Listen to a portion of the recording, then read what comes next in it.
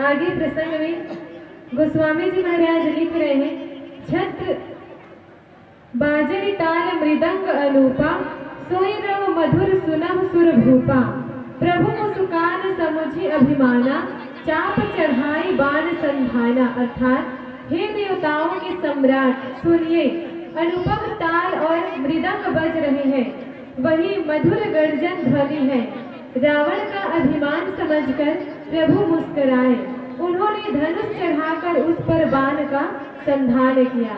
ये जो वर्णन है राम जी के सामने कौन कर रहे हैं? विभीषण जी, जो कि रावण के भाई हैं। और विभीषण का चरित्र देखिए, रावण के पास अपार धन संपत्ति थी, लेकिन फिर भी उन्होंने जो राम जी जो वनवासी थे, वनवासी के भेष में थे, प्रभु श्री राम जी को अपना इष्ट मानकर, भगवान मानकर उनकी शरण में गए। और देखिए विभीषण को उससे नुकसान नहीं हुआ।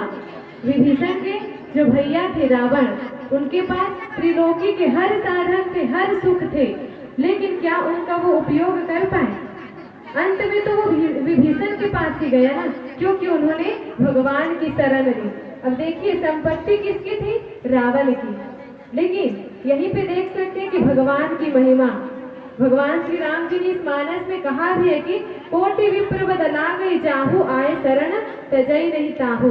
अगर कोटि ब्राह्मणों के वध का अगर आपको पाप भी लगा होगा, अगर आप भगवान के शरण में आ गए तो वो भी माफ है। जो त्रिलोकी की संपत्ति, जो रावण को ऐश्वर्य प्राप्त था, जो साधन प्राप्त थे जितने भी, वो भगवान शंकर जी ने, जब रावण ने कई वर्षों तक भगवान शंकर की तपस्या की, तब उनको प्राप्त हुई रावण को। लेकिन वही संपत्ति, वही साम्राज्य, वही राज्य, वही संसाधन विभीषण को मात्र भगवान के शरण में सिर झुकाने से ही प्राप्त हो गया। ये होती है भगवान की महिमा। और विभीषण ने भगवान की महिमा को जानकर रावण के सुख साधनों को छोड़कर भगवान की शरण में गए, इसीलिए अंत में वो जो साम्राज्य है, राज्य है, वो किसको प्राप्त हुई? विभीषण को।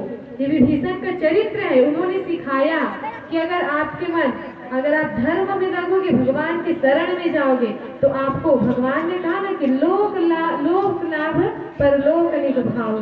यहाँ के लाभ तो मिलेंगे लोक का, लेकिन परलोक में भी। और कहा जो परलोक यहाँ सुख चाहूं, परलोक में भी सुख चाहते और यहाँ भी, तो भगवान की शरण लेना जरूरी है। और ये सिखाते हैं हमको कौन? उदाहरण है विभीषण जी, उनको पूरा साम्राज्य मिल गया। प्रेम से बोले भगवान श्री रामचंद्र जी महाराज की जय।